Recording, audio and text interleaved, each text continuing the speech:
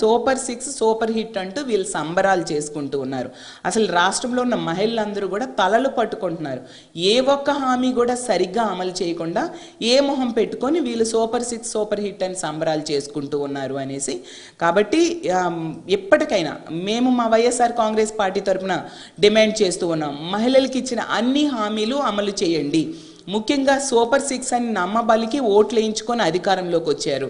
కాబట్టి సూపర్ 6 పూర్తి స్థాయిలో అమలయ్యేట్టుగా చేయాల్సిన బాధ్యత ఈ కూటమి ప్రభుత్వం మీద ఉంది. ముఖ్యంగా సున్నా వడ్డీ, డ్వాక్రా రుణాలకి సున్నా వడ్డీ ఇస్తానని చెప్పారు.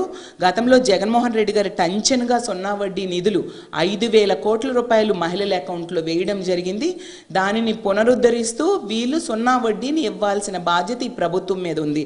ఎందుకంటే జగనన్న కంటే ఎక్కువ ఇచ్చేస్తారు అని చెప్పి 3 లక్షలది 10 లక్షల వరకు లోన్కి సున్నా వడ్డీని అమలు చేస్తామని చెప్పారు.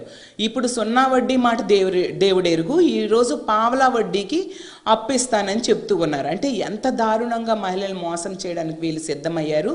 కాబట్టి మేము తీవ్రంగా దీన్ని వ్యతిరేకిస్తూ ఉన్నాము. డ్వాక్రా సంఘ మహిళలకి ఏ లోనైనా సున్నా వడ్డీకి ఈ కూటమి ప్రభుత్వం ఇచ్చి తీరాలని మేము డిమాండ్ చేస్తున్నాము. మహిళలు అన్నీ కూడా గమనిస్తూ ఉన్నారు.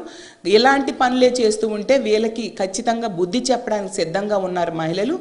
రానున్న రోజుల్లో ఈ పథకాలన్నీ కూటమి ప్రభుత్వం అమలు చేసేట్టుగా మహిళలందరి సపోర్ట్తో మేము ప్రభుత్వం మీద ఒత్తిడి తీసుకువస్తాము. ఇవన్నీ కూడా అమలు చేయాలని మేము డిమాండ్ చేస్తూ సెలవు తీసుకుంటున్నాము.